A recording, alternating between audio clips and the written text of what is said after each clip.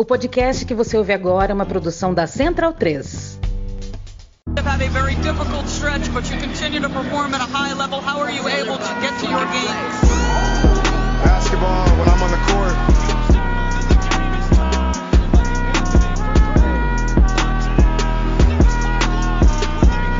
Rebecca, in the future, when you interview me, can you please take off your damn heels? He said, I'll present you, provided you let me wear your heels. We'll save that for later.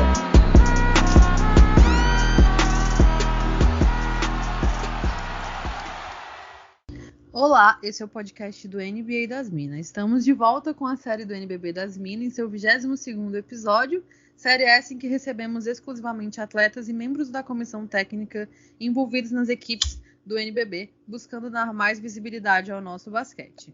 Está no ar o NBB das Minas, eu sou a Carol e serei sua host para hoje. Lembrando que esse podcast chega até você via Central 3, está disponível no Spotify, iTunes, Castbox e pelo site da Central 3 na internet. Nos sigam nas nossas plataformas de streaming e não percam as novidades do NBA das Minas. Vocês podem nos acompanhar pelo Twitter, @NBA das Minas, e pelo Instagram, @NBA das Minas Pod. Nessas redes sociais vocês vão encontrar vários conteúdos sobre basquete, além de acompanhar a cobertura em tempo real dos jogos da NBA, do NBB, da LBF e da WNBA.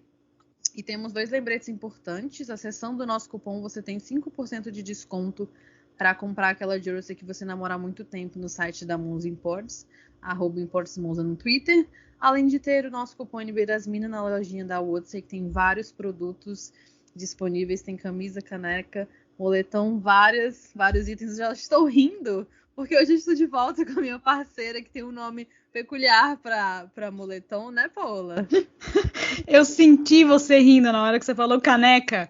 Não deu para perceber, a gente é gêmeas. Pois é, voltei. Fiquei aí de fora um episódio, a gente deixou a Rookie estrear, mas estou muito feliz de estar de volta com você, minha parceira, e eu vi você rindo, viu? Pensou direto no molecom. Fala aí. Não consigo, com todo o amor a nossa Rookie, mas você é minha parceira de podcast, não tem como. É outro entrosamento, é outra situação, né? A gente já tá... A gente é gêmea, é isso. Exato. Bom, a gente tem um convidado super especial para hoje. Seja muito bem-vindo ao NB das Minas, Leonardo Figueiró Alves. Léo Figueiró, e para a gente começar com o pé direito, pode começar se apresentando para o pessoal e contando como nasceu o seu amor pela bolinha laranja. Valeu, gente. Muito obrigado pelo convite. Poxa, é um prazer estar aqui. Tudo que é ligado ao basquete, eu estou sempre envolvido, gosto muito, e como vocês vão ver, o basquete é minha vida. Eu nasci em 1975, né? Tenho 47 anos, mas comecei no basquete em 1989. Acho que muita gente nem nascido era. Comecei jogando, né? Comecei jogando no Botafogo. Tive uma carreira de 27 anos como profissional jogando basquete. Depois virei treinador. Sou pai de 2 filhos, a Manuela, que já está na seleção brasileira lá, sub-18, foi para a final do Sul-Americano hoje. E o João Gabriel também, jogador de basquete também do Corinthians. Então, assim, minha vida é totalmente ligada ao basquete, sou um fãzaço de basquete. Quando eu era novo, eu lembro assim, não vou nem entender o que é isso de repente, mas não tinha nada disso, né? Era fita VHS, era um videocassete, né? E eu gravava todos os jogos da NBA para ficar olhando, para ficar copiando os movimentos, né? E aí, depois, quando as coisas foram evoluindo, eu fui contar os VHS. Eu tinha mais de 400 jogos em VHS guardados, porque era aquela assim, eu gostava de ver basquete, e ainda gosto, assim. A NBA, eu vou te falar a verdade, assim, a season não me agrada muito, não. Mas eu vejo muito Euroleague mesmo, e os playoffs da NBA eu tenho o maior prazer de estar seguindo. Fora o basquete nacional, que é o meu trabalho, mas também adoro estar assistindo tudo que está acontecendo aqui no Brasil. E você tocou num ponto muito importante, porque vai começar o melhor momento, né? A gente está chegando perto dos playoffs, não só da NBA, mas do NBB também, vamos falar sobre isso. Mas começando do início com esse pleonasmo, você foi um jogador de basquete por mais de 2 décadas, dos anos 90 até 2013, tendo passado por equipes bem tradicionais como Flamengo, Botafogo, Palmeiras, Franca, Mogi das Cruzes e Rio Claro. Como esses muitos anos enquanto jogador de basquete te ajudaram a desenvolver as habilidades para ser técnico e um líder fora das quadras? Eu acho que a vivência, ela tem que vir acoplada com o estudo, né? Eu acho que, assim, tem gente que fala assim, o ex-jogador não vai ser bom técnico, ou o cara, assim, tem os dois, sabe? Eu acho que eu sou a favor do estudo, da capacitação, mas com certeza a vivência, né? E poder estar em situações dentro de quadra me ajudam a saber lidar, né? Nos momentos de pressão, nos momentos ao contrário, que o time precisa de um puxão de orelha, e etc. Fica um pouquinho mais fácil de diagnosticar isso, eu tendo essa experiência que eu tive dentro de quadra. Também tive o prazer, né, e a honra de ter jogado com os melhores jogadores do Brasil, né? Então eu joguei com o Oscar Schmidt, que pô, é um cara fora de série. Joguei com o Marcelinho Machado, que é outro cara, um ícone da minha geração. Então, assim, poder também viver e ver assim de perto os caras que jogavam no mais alto nível também me ajuda também a desvendar algumas coisas aí na minha direção, na minha liderança, né? Em saber como também lidar com esse jogador diferente, com esse playmaker, né? Todas essas coisas elas vêm com a experiência, né? Mas junto, sempre lembrando assim, eu acho que junto com a capacitação, né? Eu acho que o basquete hoje cada vez mais ele exige de que quem trabalha com basquete estude, esteja antenado, esteja acompanhando o que está acontecendo. As mudanças são muitas, né? O basquete está cada vez mais dinâmico, mais rápido, cada vez mais o número de posse influencia, cada vez mais fórmulas estatísticas que dizem por onde a gente pode conseguir uma vitória, né? Então, a bola de 3 valendo muito em cada jogo. Então, são mudanças que a gente tem que estar antenado para a gente não parar no tempo e entender que cada vez vai estar mais dinâmico também, né? Os jogadores cada vez mais versáteis e grandes, né? Eu tenho 2 metros, né? Na minha época eu era grande, hoje em dia eu sou uma piada de 2 metros, né? Todo mundo 2,11, 2,12, 2,15, 2,20, 2 então, assim, são grandes e versáteis, né? Antigamente, na minha época, o cara que era grandão, ele era mais lento, mais pesado. Hoje não, o cara é grande e alto, mete bola de 3, marca armador. Então, tudo isso você tem que estar pronto para você poder fazer acompanhar essas mudanças. Sem dúvida, né? Hoje em dia, realmente, o jogador que é bem alto, ele é muito ágil. Inclusive, a Carol, por exemplo, é super fã do Jokic. E você falando de estatísticas, a nossa Carol aqui é excelente com estatística. Então, inclusive, acho que vocês podem ter uma conversa aí entre os dois. Exagera. Não. Você exagera muito. Olha, tudo que eu falo dela, ela fala que eu exagero. Eu não exagero. Inclusive, no final, a gente vai dar um recado, porque a Carol vai estar num lugar aí aparecendo. A gente fala isso depois. Continuando aqui falando sobre você, o que eu acho que é interessante é que você começou a sua carreira de treinador nas categorias de base do Rio Claro, um dos clubes que você defendeu. E lá você acabou conquistando o prêmio de melhor treinador do Campeonato Paulista Sub-19. Aí você foi assistente técnico da equipe adulta feminina, da masculina logo após, então você foi subindo. E aí sua estreia como técnico principal foi em 2016, na equipe de Contagem em Minas, disputando a Liga Ouro, que dá acesso, né, para a NBB. A equipe mineira terminou a fase de classificação em segundo lugar, só sendo eliminada na semi. E se a gente parar para olhar, você começou sua carreira de treinador muito pouco tempo depois de se aposentar das quadras. Não deu nem para você respirar, você já estava respirando de novo basquete. Então como é que foi essa transição da vida de atleta para a vida de treinador? E quais foram as maiores dificuldades que você sentiu assim nesses momentos iniciais? Cara, vamos lá, vamos por parte. Realmente, assim, uma coisa eu me orgulho, eu sou grato, né? De eu poder ter feito essa escadinha. Eu acho que foi essencial para mim, né? Na verdade, eu comecei numa escolinha, num projeto social em Rio Claro, que eu dava aula na praça às 2 horas da tarde, olhando um sol para 6 crianças, era a minha turminha. Foi minha primeira turminha ali, e aí depois eu fui para o Sub-17, Sub-18, Sub-19, aí depois Sub-21, pelo Rio Claro também, jogando LDB, a LNB de 2015, se eu não me engano. Aí depois fui assistente do Márcio Pimenta no feminino. Então, eu fui passando. Aí, pô, tive a chance de ser assistente do Chuí, né, no Rio Claro. O Chuí foi um cara muito bacana, porque era um cara que me puxava muito para o estudo, me dava muito livro, me dava muita coisa, muito conteúdo para eu estudar, foi muito bacana. Aí depois fui assistente do Marcelo Tamião, e depois fui do Dedé, né? O Dedé Barbosa, que é de Pato, que é um grande amigo meu, um compadre meu, né?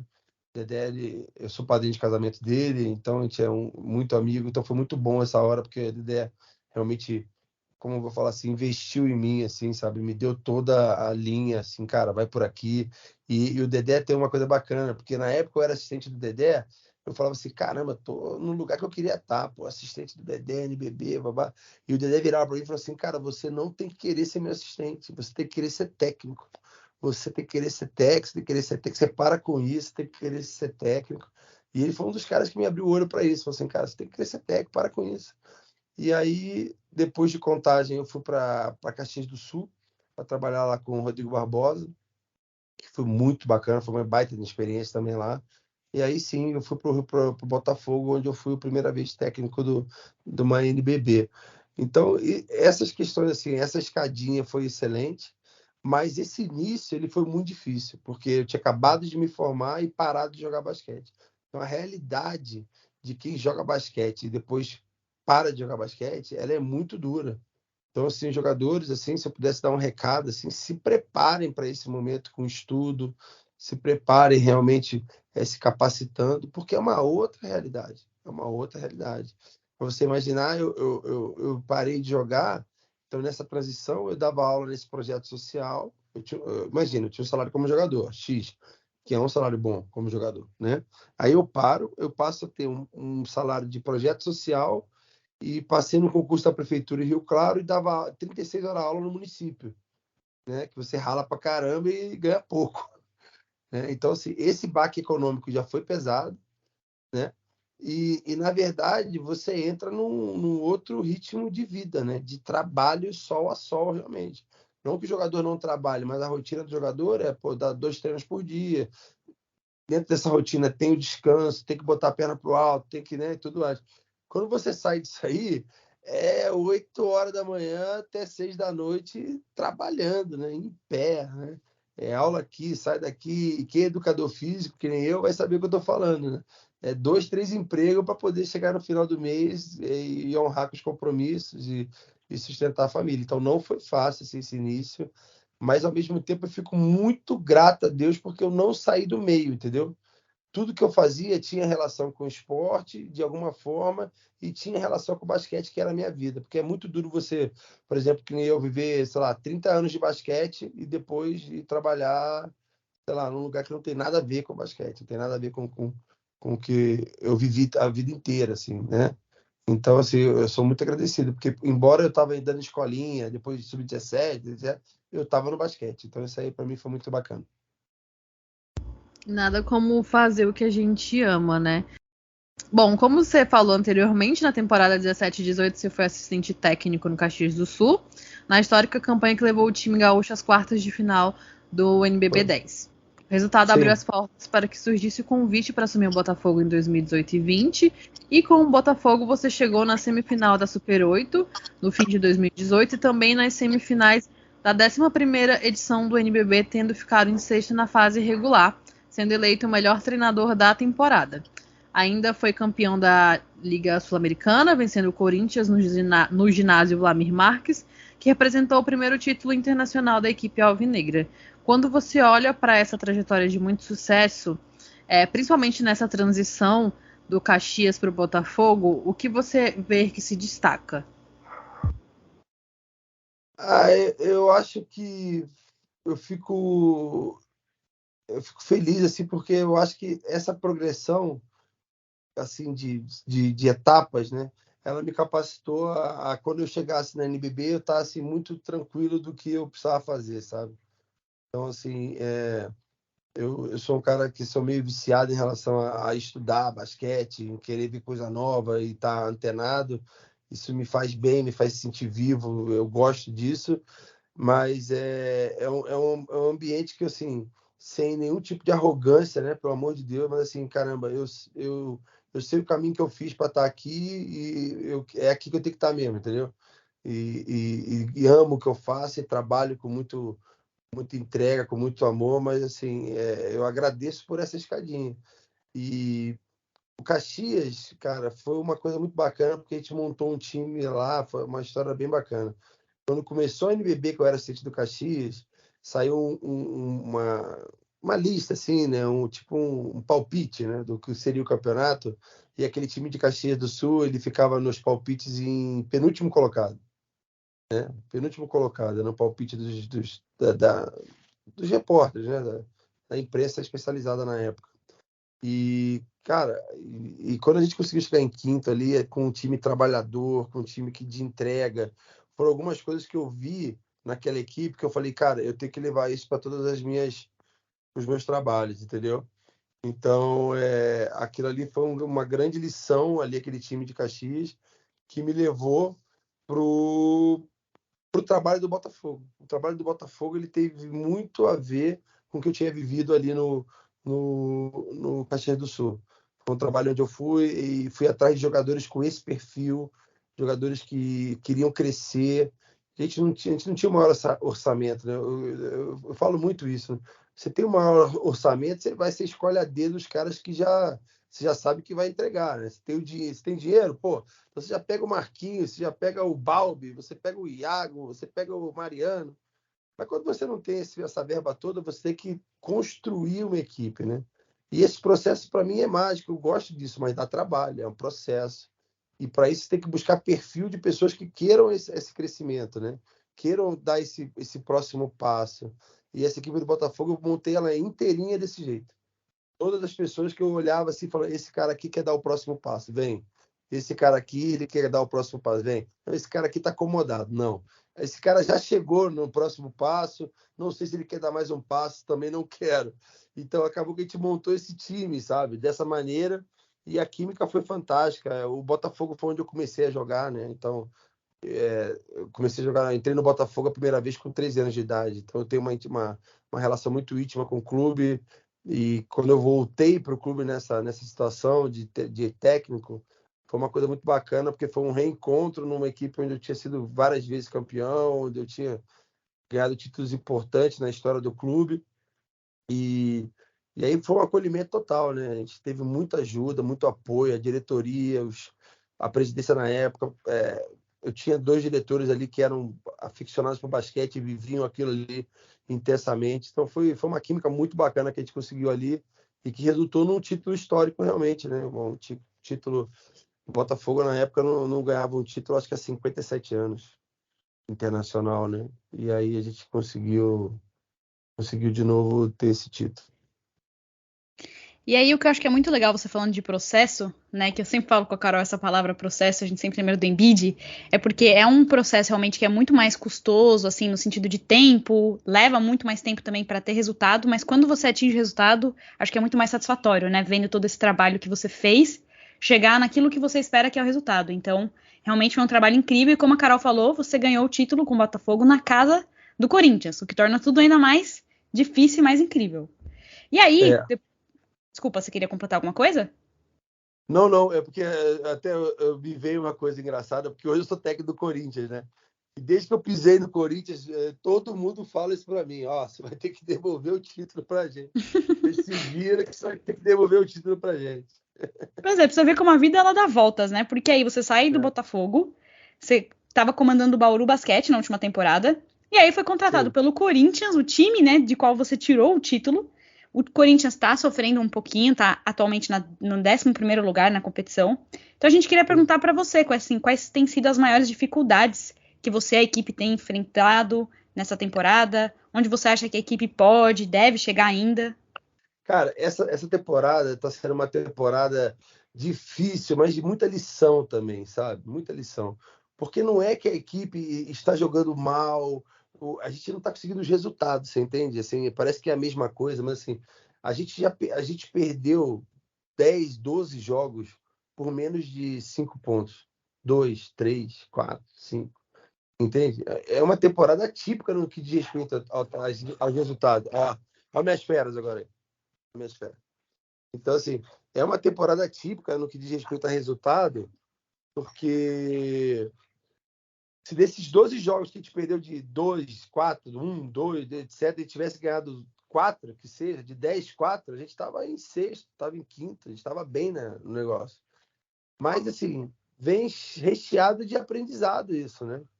De como fechar melhor o jogo, de que às vezes as coisas não acontecem do jeito que a gente quer, e a gente tem que manter a integridade, trabalho, esforço, comprometimento, que a gente não pode, que a equipe tem que ser firme, mas a comissão técnica também tem que ser firme.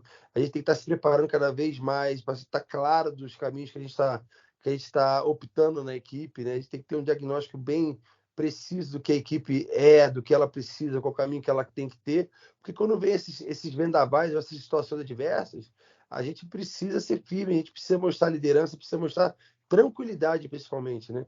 Então, assim, tem sido de muita valia.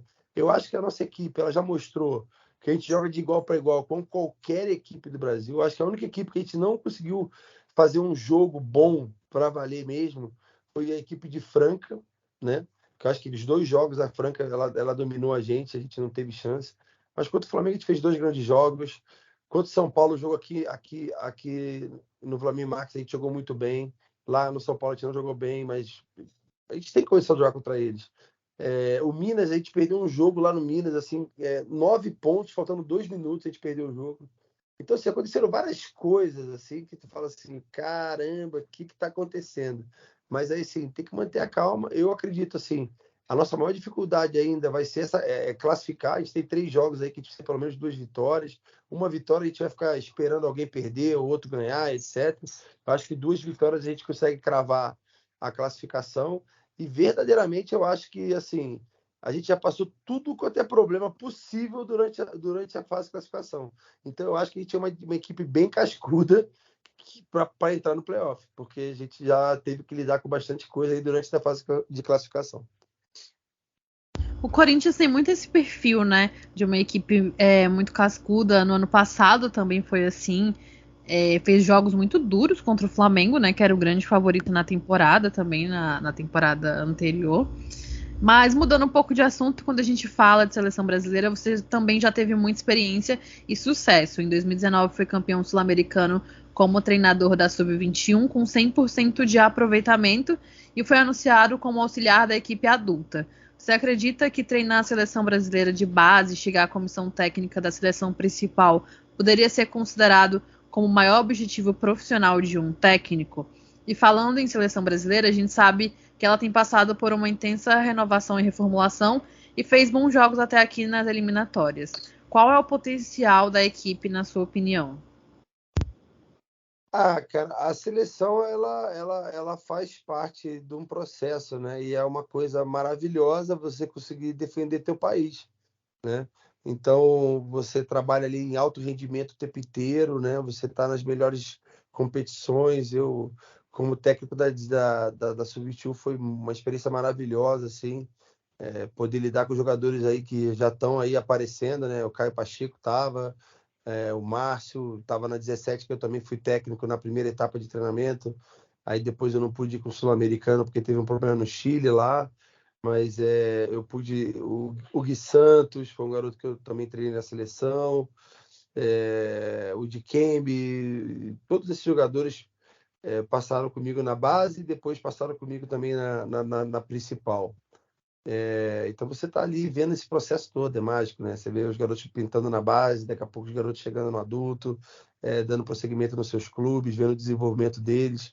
Eu acho isso, não diria que é o maior objetivo, com certeza, é você estar representando seu país. Eu acho que é único, né? Quando você está lá e igual a gente estava no pré-olímpico lá na Croácia, dentro da casa dos caras, e a bandeira lá, e ganhamos da Croácia lá dentro, e puxa, por uma partida infeliz contra a Alemanha, a gente não foi para a Olimpíada.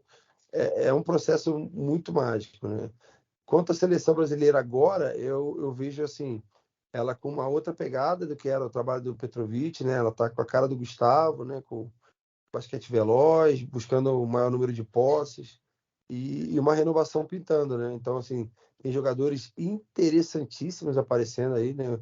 O Timothy Soares é um jogador pouco falado aqui dentro, mas é um jogador que vocês podem anotar aí, esse garoto vai dar muita coisa para a seleção. A gente tem os jogadores do Brasil fazendo bonito lá fora, e a questão do Léo Mendel, assim, eu acho que o Léo Mendel foi um cara que pagou para vir, foi lá com a cara e com a coragem, e já conseguiu o espaço dele na Europa. O Benítez é um cara respeitadíssimo lá. O Marcelinho Huertas nem se fala, o Marcelinho Huertas é um atleta de notoriedade mundial, né? Todo mundo respeita muito o que ele faz, mas eu acho que deve estar no seu último ciclo, né? Então o Alex já saiu da seleção, já abriu espaço. O Marquinhos já saiu da seleção, está abrindo espaço. Então, assim, é um momento que a gente vai ver vários jogadores ganhando essa personalidade na seleção brasileira. Eu acredito muito, muito, muito que a gente vai conseguir estar nas melhores competições do mundo, né? Mundial e Olimpíada. Mas é um trabalho árduo. Esse trabalho de renovação é um trabalho, como eu falei, processo, né?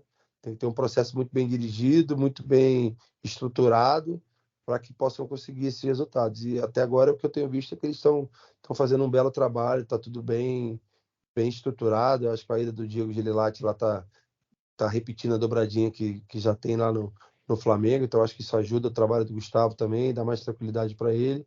Então acho que as coisas estão no caminho, mas como eu falei, é um processo, né? Passo a passo, passo a passo. Eu acredito que a seleção vai conseguir.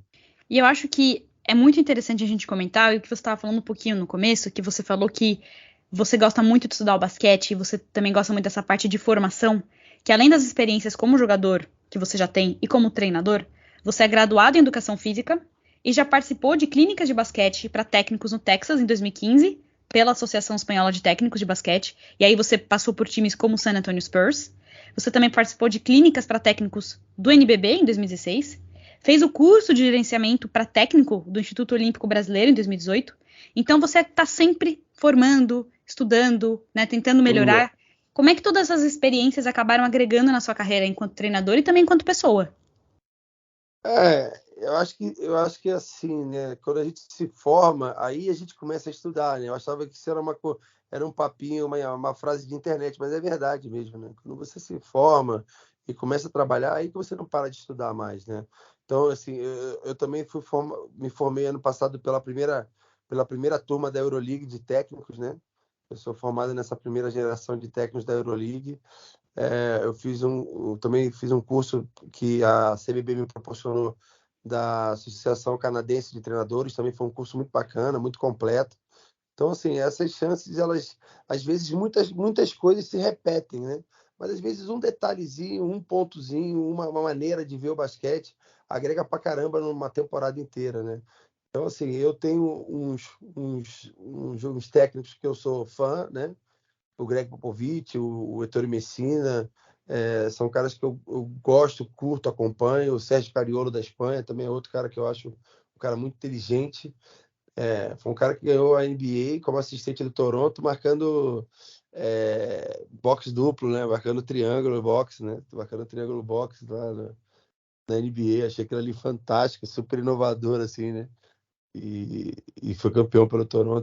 Então, são caras que eu vou acompanhando, né? Então, assim, quando vem, logicamente eu tenho um network muito bom com o pessoal da Euroleague, né, por conta de ter me formado com eles lá.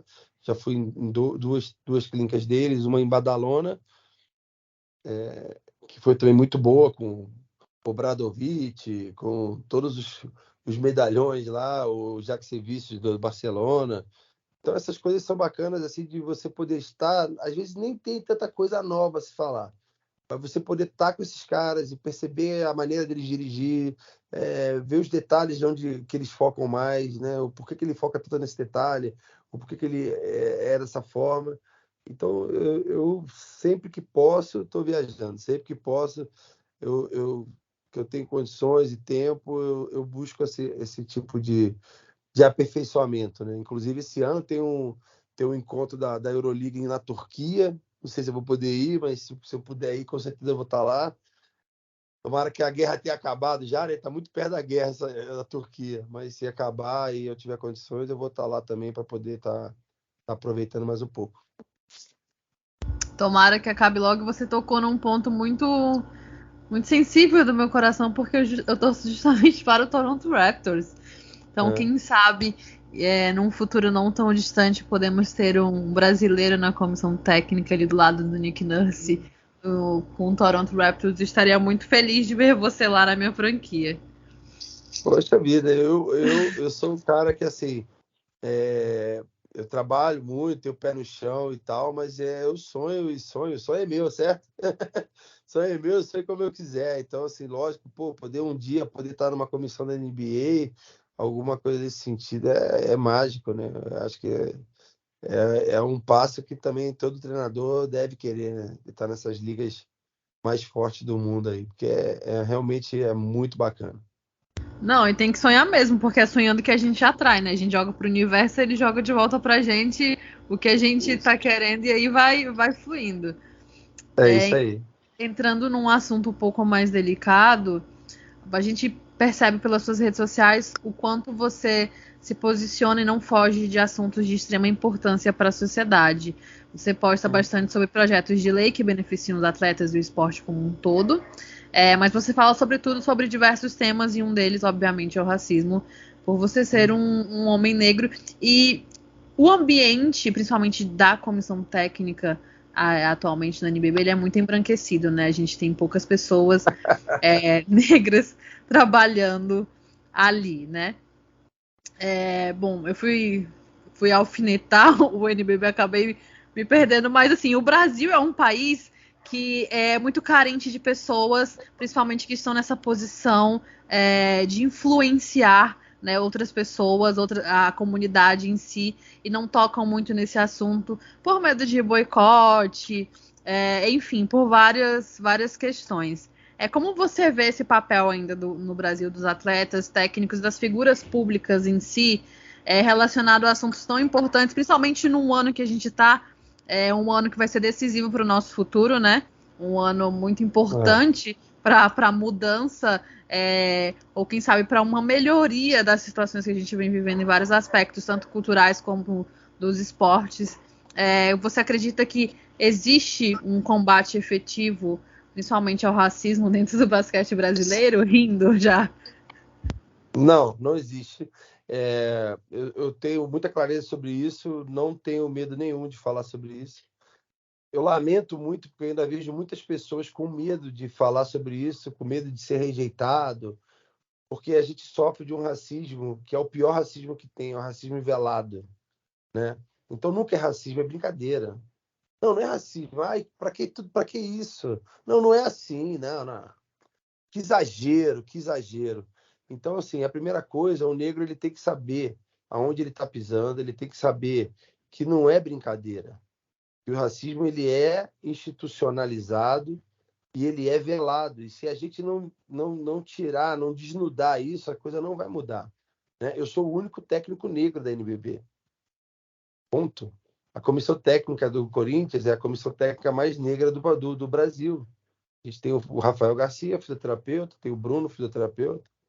E assim, mas poxa, que bobeira. Não é que bobeira, porque a corrida ela é desigual. A corrida ela é a mesma, mas um sai lá da frente e o outro sai lá de trás. Não, a igualdade de condições. Existe a igualdade, eu costumo falar, não é igualdade de condições. A corrida ela é a mesma, mas a largada ela é totalmente diferente. A largada ela é totalmente diferente. Um sai daqui, o outro sai lá de trás. Entendeu? E aí o cara chega na frente e fala, pô, a corrida foi igual. Ó, o mesmo caminho que você percorreu, eu percorri. Mas eu saí a 1 quilômetro atrás, pô. Entende? Então, assim, a gente não deve gerar uma outra guerra, você entende? Não tem que ter um racismo em cima do racismo, entende? Eu não sou a favor disso. Mas sim, a clareza e ser efetivo em proporcionar mais oportunidades, eu acho fundamental. A intolerância que eu digo em relação ao racismo, sabe? Porque é brincadeira. Não é brincadeira.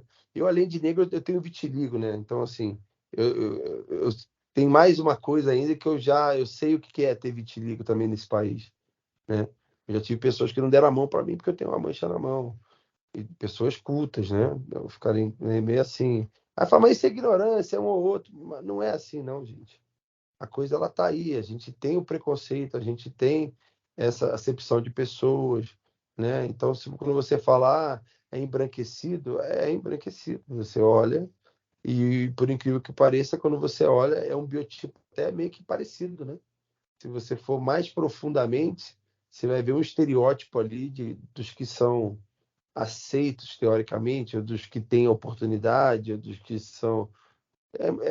Acontece, gente. Não é culpa da pessoa que conseguiu, não vamos fazer um hater contra o cara, ou não tem nada disso. É apenas a gente andar de maneira firme, clara, sabendo o que está fazendo, para que a gente possa mudar essa situação. Como? educação, oportunidade, educação, oportunidade, educação, oportunidade. Assim, não tem como a gente fugir muito. Não tem como a gente fugir muito. Mas saber, sim, que essa corrida ela é desigual, né? Ou melhor, que a largada da corrida é desigual, eu acho que é muito importante a gente ter essa clareza e se posicionar contra isso. E é muito triste ver isso, principalmente numa modalidade em que ela principalmente quando a gente olha para a principal liga, né? A gente vê uma liga dominada 99% por pessoas negras. Tanto se a gente olhar para a WNBA no feminino, quanto olhar para a NBA, né? E aí, tirando o próprio exemplo da NBA, a gente olhando para as comissões técnicas também vê muito isso, né? A maioria dos técnicos são pessoas brancas, são homens brancos, né? Isso se reflete totalmente aqui no Brasil. Eu tenho muita visão que o NBB em si ele é muito elitista ainda, até com os atletas. Eu não sei se você acha isso, mas até para a entrada desses atletas negros, eu sinto que tem uma dificuldade, sabe, para conseguir ter esse destaque, para conseguir ter esse acesso. Imagina para uma comissão técnica. É complicado, porque assim, a gente tem que estar, como é que eu falo, assim, na dose certa, né? Na dose certa. A gente tem que saber se posicionar, a gente tem que gerar instrução sobre o assunto, né? E não gerar guerra, gerar conflito, nem nada disso. Então, para a comissão técnica, a gente tem que se postar bem. Eu acho que aí a vara ela fica um pouco mais alta para a gente, né? Então, qualquer deslize nosso ele é diferente, né? Ele é diferente. Qualquer má atuação é diferente. A tolerância é menor, veladamente, mas né? Então, a gente também tem que ter essa consciência de preparo, de buscar as coisas para poder caminhar. Desculpa, Carol, pode falar. Não, pode falar. Eu ia passar para as perguntas mais rápidas. Eu só ia falar. Não, só ia falar que você fala de instrução e que é isso que você faz mesmo no seu Instagram. Então, o pessoal que quiser, né, te acompanhar, te seguir pelo Instagram, você sempre faz, como a Carol falou, uns posts bem interessantes sobre esses temas que são muito importantes para todo mundo saber e muita gente não tem noção. Então é isso, instrução é tudo e pode agora pode seguir, Carol. Não, a gente vai para uma parte agora mais leve, para as perguntas rápidas que você gosta de chamar de como, Paula? É bate-volta e faz todo sentido falar. Eu falo bate-bola? Pera, eu falo o quê? Bate-bola ou bate-volta? Bate-volta, mas é bate-bola, não é? E não faz sentido bate-volta? Enfim, você já falou pra gente antes da gente começar a gravar, mas você torce pra qual time da NBA? San Antonio Spurs. É uma ótima escolha, né, Carol? Se fosse um outro Spurs time aí... Melhor do que o seu Lakers, viu? Bem melhor. Desculpa, eu não conheço esse time, não sei do que você tá falando. Segunda pergunta pra você. Aí é aposta, hein? Pra você dar uma dividente. Quem que vai ser o campeão da NBA e quem que vai ser o campeão da NBB? Campeão da NBB ou Corinthians? Isso aí tá fácil. Nada clubista. Da NBB ou Corinthians. Cara, da NBA, eu acho que o Milwaukee leva de novo. É um bom palpite. Eu também tô com um pouco dessa sensação, assim, embora eles tenham oscilado na temporada regular, mas eu vejo mais como uma precaução, né, para não entregar tudo. Nos moldes que o Miami Heat também joga ali a regular, o Miami Heat, as pessoas olham com um pouco de desdém. Tem umas temporadas, mas o Spoelstra, ele realmente dosa o que a sua equipe vai ofertar ali na temporada regular, né? Quando chega nos playoffs, o Miami Heat simplesmente vira uma máquina. Qual o seu hobby preferido? Não pode ser nada relacionado a basquete. Não pode? Olha, ultimamente eu não tenho conseguido muito, porque tá dando muita briga, assim. Mas o momento que eu gosto muito é jogar videogame com meu filho. Eu gosto de jogar FIFA 2022 com ele. E aí a gente se diverte bastante, mas assim, ultimamente tem dado muita briga. Porque qual era a realidade? Assim, eu sempre ganhei dele de muito. Aí depois ele começou a me arrebentar, assim, de eu passar vergonha. E ultimamente eu tenho ganho ele alguns jogos, e aí ele não está aceitando esse meu retorno à melhor fase. Ele está tendo dificuldade de encarar que o pai dele tá voltando aos melhores tempos. Retornou à melhor fase, aí sim. Mas fala pra ele que ele é atleta, ele tem que entender, faz parte do espírito esportivo, não é? Mas assim, ele tem tempo para ficar vendo macete na internet. Eu não tenho tempo para isso, entendeu? Então, às vezes, ele aparece com um drible lá e etc. Aí eu falo assim, pô, mas como é que faz isso? Ele, não sei lá, aconteceu, sabe? É bem picareta mesmo. Sacanagem, hein? Aí não dá. Aconteceu, é ótimo, né? Aconteceu aqui sem querer. Eu apertei o botão. Descobri, pois é. O cara deu 2 balãozinhos, passou a bola na minha perna, deu uma bicicleta e fez o gol. Eu falei, mas como é que foi isso? Pô, não sei. Cara de pau. Pois é, viu? Mas a gente tá aqui torcendo pra você e o seu filho vai ter que lutar. Ele que lute, é isso aí. Ele que lute. É isso. Outra perguntinha pra você. Qual é o seu maior sonho atualmente? Cara, eu gostaria de ter uma experiência fora do país como treinador, né? Numa liga mais forte, assim, seria um sonho aí para mim. Já teve perto antes da pandemia, a pandemia veio para acabar com vários movimentos, né? Mas agora eu acho que as coisas vão retomar e em breve eu vou poder ter essa oportunidade. Será que teremos ele no Toronto Raptors, Paola? Opa! Expectativas foram criadas. Já tô falando aqui, tô jogando pra acontecer. Se você chegar no Raptors, eu quero vou pedir só uma camisa do Barnes, só preciso disso. E é engraçado, né? Eu conheci Toronto por acaso, porque uma vez eu, como jogador, fui jogar a universidade na China, em Beijing, e na volta de Beijing a gente perdeu o voo em Xangai, e aí ferrou tudo com a conexão nossa. Enfim, fomos parar depois de, 20 horas, parar em Toronto, sem voo para o Brasil, ficamos 3 dias em Toronto. E aí foi onde eu pude conhecer Toronto, assim, de cabo a rabo, passear, Queens e tal, e andei ali lá, e é uma cidade muito bacana, né? É um lugar muito bacana mesmo, um povo muito amável, a estrutura absurda, né? Muito bacana mesmo. Tem uma potencialidade muito multicultural, né? Muito, muito interessante. Muito. Já tem uma conexão, ó. Se você, já tô profetizando para você ir para lá, vou deixar já aqui gravado só uma camisa do Scottie Barnes, tá ótimo, sem problema. Até porque do Corinthians você já tem, né, Carol? Do Corinthians eu já tenho, ó. Tem uma camisa do Corinthians do NBB. Se eu for parar no Toronto Raptors e você mostrar essa gravação, você ganha uma caixa com kit completo do Toronto e ainda senta na primeira fila. Fica tranquilo. Nossa, do lado do Drake. Tá gravado, hein? Tá gravado. Não precisa ser do lado do Drake também, porque ele é muito. Ele faz muito escândalo lá, entendeu? Eu quero assistir. Já basta eu de escandalosa, eu junto com ele de escandalosa, não vai dar certo. Vai todo mundo embora.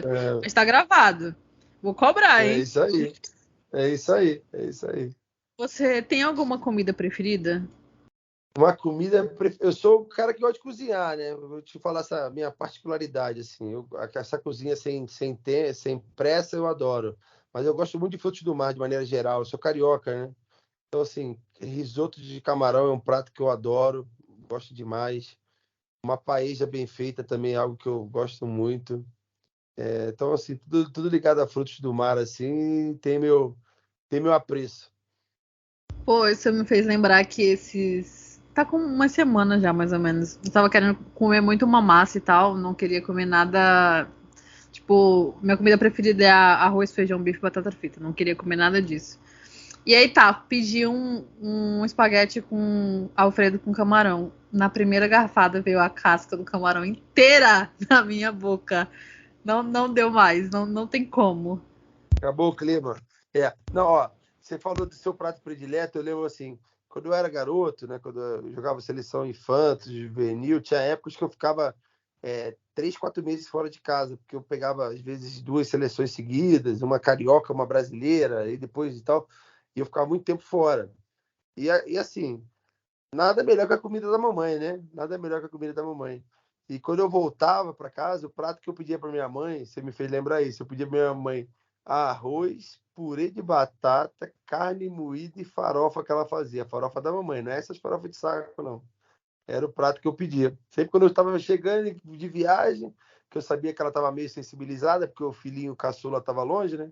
Aí eu baixava o tom da voz e falava, poxa, mãe, será que não dá para você fazer aquele prato que eu gosto tanto? Aí sempre sempre tinha. E o meu irmão mais velho, lógico, ficava com ciúme, brigando, né? Pô, faz tudo por ele, não faz nada pra mim, essas coisas. Ele ainda usa a carta do irmão mais novo, né, Paula? Se é irmã mais nova, você faz isso também. Não, é que a gente, né, Léo, como irmãos mais novos, a gente tem esse direito, porque os pais não são iguais com o irmão mais novo. Eles já passaram muito estresse e cansaço com os irmãos anteriores, né? Então a gente tem esse direito, você não acha? Isso é assim, né, cara? O meu irmão, eu falo muito pra ele, assim, ele foi a tentativa de acerto, eu fui o acerto, entendeu? É isso. Vou botar pra minha filha. É isso. Mas se eu falar isso pro meu irmão, Léo vai rolar. Melhor não falar nada. Vou falar pro seu irmão, hein, Paulo? Vou falar pra falando pro Farid que você tá falando essas coisas, viu? Essa eu amei, cara. Amei. Nossa, sensacional. Não, ele falou de nossa, farofa, cara, sério. Eu acho que a comida brasileira, assim, pra mim, particularmente, a comida brasileira é a melhor do mundo, sabe? Não tem comparação, porque a gente tem justamente esse espaço multicultural, né? Tem muitas opções, tem muitas combinações. Então, putz, farofa, batata frita, eu fico sem comer arroz. Se a nutricionista pedir, não, você tem que cortar carboidrato. Eu fico sem comer arroz, mas eu não fico sem comer batata frita. Eu não consigo. A batata frita faz parte da minha vida, sabe? Eu prefiro tirar todo o carboidrato que tiver no meu prato e comer só a batata frita de carboidrato, mas não dá. Pô, gente, tô ficando com fome, sério mesmo. Cara. Não. Eu também sou dessas, assim, sabe? Tem coisas que a gente tem que entender que o papel da comida gostosa na nossa vida, né? Não é só o combustível, né? Vida sem graça desse pessoal que come só porque é combustível, só para poder ter energia. A gente come por prazer também, né? Então, assim, tem esses pratos chaves aí que não tem para onde correr, né? Não tem para onde correr. Uma pizza, por exemplo, aqui em casa, pizza dormida do outro dia. Comeu, sobrou no outro dia. Essa pizza é uma briga, é uma guerra mundial para quem vai comer essa pizza. A gente tem aqui o hábito aqui em casa de comer rabanada no final de ano. Não sei se vocês conhecem rabanada. Uhum. Então, aqui a rabanada do dia seguinte do Natal também é outra guerra. É outra briga. É impressionante. Na hora nem briga, mas no outro dia aí não, aí ninguém mexe. Eu acho comida do dia anterior maravilhosa, gente. Eu ia falar isso, ele falou da pizza dormida, amanhã é sábado, né? Amanhã é dia de pedir pizza. No domingo, quando eu acordo, eu já acordo primeiro, porque eu sei que minha mãe vai pegar. Se eu não chegar logo, entendeu? Quando eu for atrás, não vai ter mais a pizza, é uma briga aqui também. E, putz, você tocou num ponto muito bacana. Eu e a Paola, a gente pratica exercício físico, óbvio, né? Pela saúde e tal. Mas a gente fica muito conversando ali em off entre nós, essas pessoas que deixam de comer as coisas por essa vaidade de um corpo perfeito e tal. Você falou um dia pra mim, a Graciane, comer uma cartela daquela de ovo por dia. Mano, 50 ovos. Louca. Imagina o pum que essa mulher solta, sabe? Meu Deus, isso é um absurdo. Que horror. Não dá, não. Não dá. Eu acho que eram 50 claras. 50 claras de ovo por dia. Assim, eu encaro a alimentação hoje como a questão da minha saúde, né? Exercício físico e alimentação é na questão de saúde. A estética, essa busca do corpo perfeito, essas coisas, eu estou procurando até hoje quem falou que tem que ser assim. Eu não encontrei. Eu não encontrei não vai encontrar. Quem foi tem que ser assim. Eu não encontrei esse cara que tem que ser assim. Então, eu realmente é uma coisa que não me representa. Agora, a questão da saúde, sim, né? Você tem que cuidar do seu corpo e tal. E aí tem que tomar os devidos cuidados, né? Não dá para comer leitão, pururuca todo dia, né? Se pudesse até a gente ir. Mas, por exemplo, eu sou um cara extremamente crítico, assim, com meus amigos, às vezes, né? Meus amigos falam assim, vamos no Outback. Aí vamos no Outback. O nome é Outback Steakhouse. Aí chega lá, o cara fala, eu quero um frango com legumes. Eu falo, cara, vamos embora agora. Pede a conta, vamos embora. Você tá de sacanagem comigo vir no Outback para comer salada, né?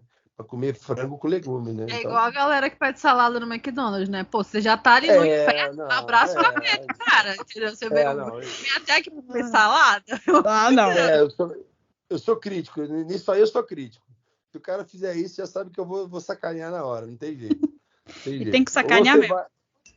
Ou você vai para ou você vai numa dessa para encarar, né, de frente o problema, ou não vai, pô, fica em casa, né? Encarar de frente o problema chamado comida gostosa. É isso, gente. Vai sair, vai comer, come, ué. A nossa vida é tão curta, a gente já tem tanto problema, já tem um cara que tá fudendo a nossa vida desde 2018 lá em cima, pra gente não comer em paz, cara. Nossa, pelo amor não. de Deus. Não dá.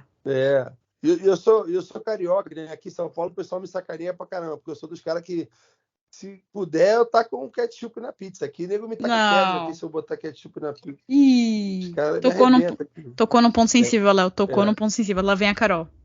Vai, Não, Carol. eu tava Não, mas calada que eu bati segura a onda, na segura a onda. cabeça, Eu falei, só mexo com ele, cara, assim. Eu boto a pizza no ketchup prato. Pizza, não dá, não Eu dá. boto a pizza no prato e falo. Eu boto a pizza no prato e falo assim: posso pedir ketchup? Os caras, nem ferrando. Eu falei, calma, tá tudo bem. Envia azeite, tá bom. Não pode. A gente tem uma. A Paula tá louca pra seguir. Eu vou deixar você seguir, Paula. Só pra Não, eu ia falar que não dá pra colocar ketchup na pizza. A Agatha, né, uma integrante da NBA das Minas, ela come o sachê de ketchup sozinha, sabe? Ela, sei lá, ela bota ketchup em tudo. Aquele sachê que vem na pizza, ela abre e come sozinha. A gente teve uma disputa, assim, uma briga séria de votar. Assim, galera, vamos votar. Pode ketchup ou não pode aqui entre a gente. Graças a Deus ela perdeu, né? O bom senso reinou que não pode ketchup. Mas, enfim, eu não coloco na minha. Se você quiser colocar na sua, eu vou fechar os olhos, eu finge que não estou vendo isso. Mas pra mim é um crime hediondo ketchup na pizza. Na verdade, a Agatha come ketchup com pizza. Mas essa foi a última que a gente falou. Vai que ela escuta e fica brava com a gente.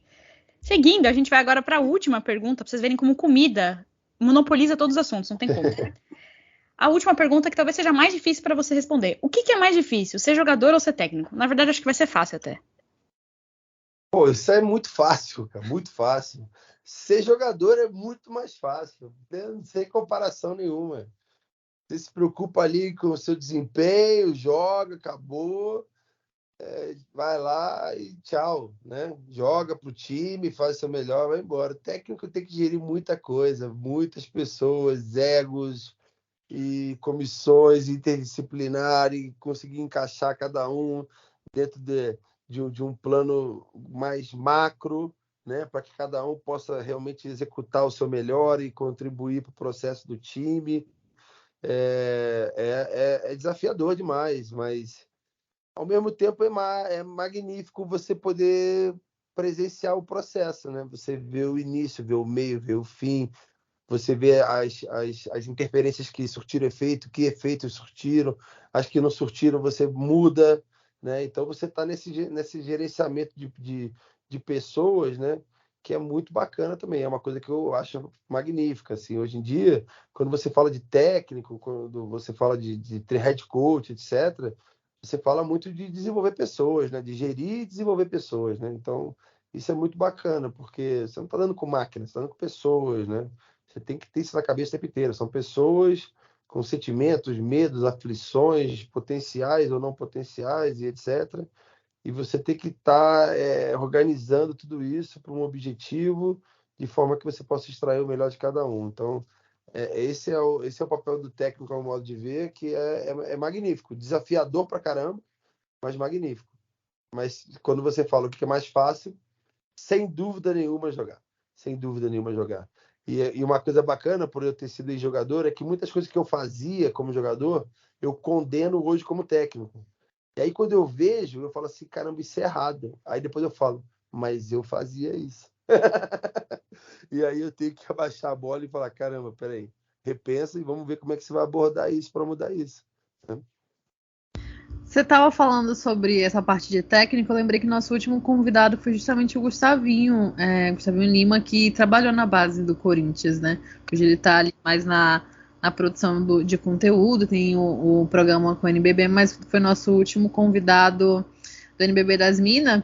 E eu queria dificultar mais um pouco essa pergunta que a Paola fez, se você tivesse somente duas opções, treinar sua filha e seu filho, qual seria a mais difícil?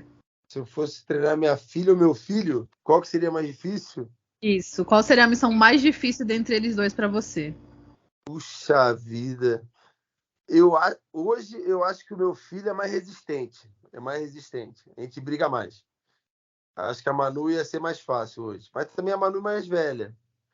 Mas o João, ele é mais resistente. Briga mais comigo, discute, aí não quer e tal. E aí... Não sei se é homem com homem, não sei. Eu não consigo diagnosticar. Mas se fosse mais difícil hoje, eu acho que treinar o João é mais difícil. Ia rolar É aquela engraçado. cena tipo Eu me do Doc relaciono Rivers melhor. com o filho dele, com o Austin Rivers. Não sei se você lembra, teve uma cena do Doc Rivers com o Austin Rivers na época que o Austin jogava no Rocket, se eu não me engano. E aí ele ficou pedindo pro pai dele tomar uma técnica e rolar uma coisa daquele nível. Eu acho que sim, acho que sim. O João, meu filho, ele é muito meu parceiro, assim, de tudo. Com 13 anos a gente conversa de jogo, acaba o jogo do Corinthians, ele, pô, pai, isso aqui hoje não foi bom, isso aqui não foi legal, etc. A gente tem uma conversa muito legal sobre basquete. Ele é apaixonado pela NBA, ele sabe mais os nomes dos jogadores do que eu. O Ja Morant, quando apareceu na NBA, ele já chegou para mim e falou assim, pai, esse moleque vai ser... Falei, quem que é esse cara, velho? Não sei quem é esse cara. Ele, não pode ver que esse vai ser esse cara. Então ele me apresentou o Ja Morant antes dos jogos da NBA que eu acompanhei. Então, assim, a gente tem uma conversa muito bacana sobre basquete, mas quando o negócio é treinar, aí complica. Você tá irritado, você já tá bravo, você não sei o que lá, você não tem paciência comigo, aí entra nesses assuntos de pai e filho, e aí fica complicado. Os dois entram, a Manuela também, mas eu acho que o João é mais difícil. Ele torce pra algum time da NBA? O João, ele torce pra NBA, cara, o João, eu acho que ele é meio, como eu gosto de falar pra ele é da modinha, ele muda toda hora ele tá mudando, eu já vi, quando a gente estava em Orlando, ele fez porque fez para comprar o tênis do Stephen Curry, aí ele era Golden State maníaco, aí outro dia eu já vi ele falando do Boston, aí agora ele é fã do Ja Morant e fica nesse negócio, ele é meio Boston não. modinha. Boston não, pelo amor de Deus. Né, Carol? Não. Não, então. Boston Celtics sem condições. Não honra a história dos seus ídolos, não honra Bill Russell, fica só honrando Larry Bird, entendeu? Desrespeitoso. Não pode. O Bill Russell é um absurdo, né, cara? É o cara mais vencedor disparado. Ninguém chega perto. Então é isso. Assim, o João é meio modinha. Assim, eu até brinco com eles. Time da modinha, time da modinha. Tentei levar ele pro San Antonio Spurs para ele ser feliz, mas eu ainda não consegui. Olha, mas o Murray, o DeJounte Murray pode acabar convencendo ele, viu? O Murray tá, acho que tá nas votações pra MIP, né? Pra jogador que mais evoluiu. Ele é um dos candidatos. Quem sabe se ele ganhar o título lá, agora nessa fase dos playoffs, que não dá uma balançada. Mas agora a hora da verdade chegou. A gente vai à pergunta que tem causado muitos problemas com os nossos convidados. 5 itens ou pessoas sem as quais você não vive sem, que definem quem é Léo Figueiró. 5 itens ou pessoas? Isso, pode ser desde você falar, sei lá, qualquer item, qualquer coisa, ou alguma pessoa em específico. Eu ia falar um item, mas eu ia entregar uma dica pra ele, aí eu fiquei na minha. Mas pode ser itens ou pessoas. Itens ou pessoas que me definem? Cara, assim, meus filhos, certamente, né? Meus filhos dão muito sentido para tudo que eu faço, assim, e estar com eles e ver eles se desenvolvendo. O meu HD externo, eu não fico sem ele. Todas as minhas clínicas, livros, estudos, etc., estão ali dentro. Eu não fico sem os meus amigos, assim. Eu sou muito ligado aos meus amigos, muito mesmo. Eu tenho poucos, mas muito bons amigos, e esses caras, eles estão sempre comigo nas horas boas e nas horas ruins. É muito valioso para mim.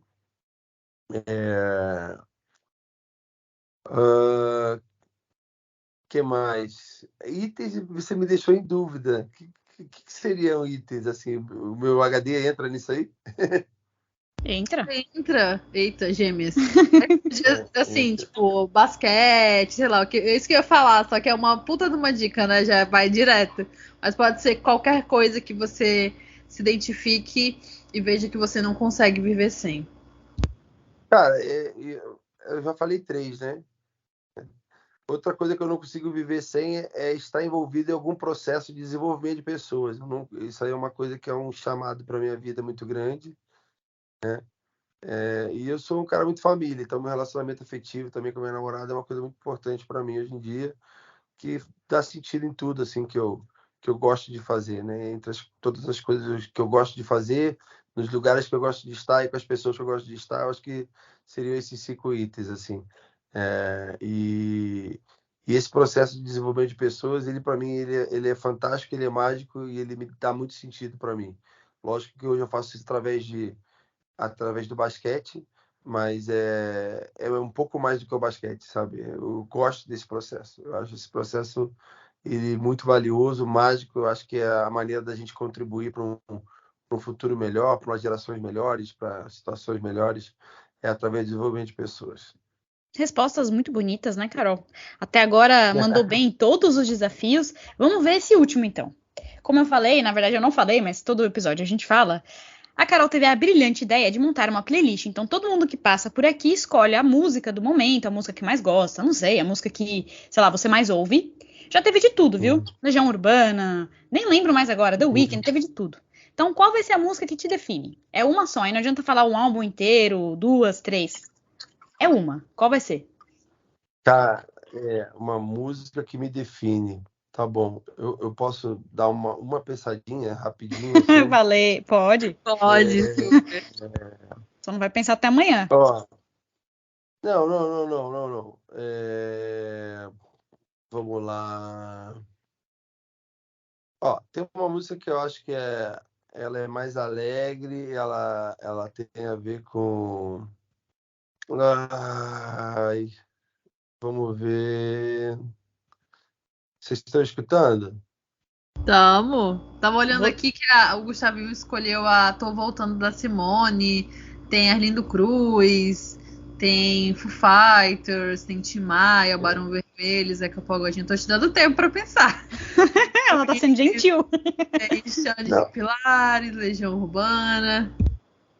Não, eu tenho a música, porque, olha só, eu vou contar para vocês um pouco da minha história, tá? A minha mãe era pianista mesmo, de música clássica, e o meu irmão é violonista. Então a minha família, por parte de mãe, é toda ligada à música, sabe? E a gente foi criado escutando muitas coisas, assim, né? Então, assim, uma música que eu gosto muito seria Elis Regina, o Redescobrir, que foi um especial que ela fez na Globo lá atrás, assim, e eu gosto dela. Seria ela. Acabei de colocar aqui, Paola. Baita escolha também, Elis Regina, hein? Arrasou. Arrasou? Beleza. Arrasou. É porque eu fiquei entre essa e Vamos à Luta do Gonzaguinha. Eu fiquei entre essas duas, assim, que também é uma que eu gosto muito. Mas acho que Redescobrir define mais. Boas escolhas. Excelentes escolhas. Parabéns, viu, Léo? Você arrasou nas respostas, nos desafios. Ele veio preparado, Carol. Sem saber, ele veio preparado. Olha, essa da música é a que deu mais problema pra gente, viu? Porque escolher uma música só pra vida é complexo. Quando a gente troca, assim, a Paola tem que escolher uma. Nunca sai só uma, né, Paola? Não dá. Muito difícil. Não, Cada difícil, momento da vida, né? Difícil. Exato. Mas o Redescobrir tem muito a ver com toda a minha vida, assim, realmente. Porque foi exatamente isso, assim, né?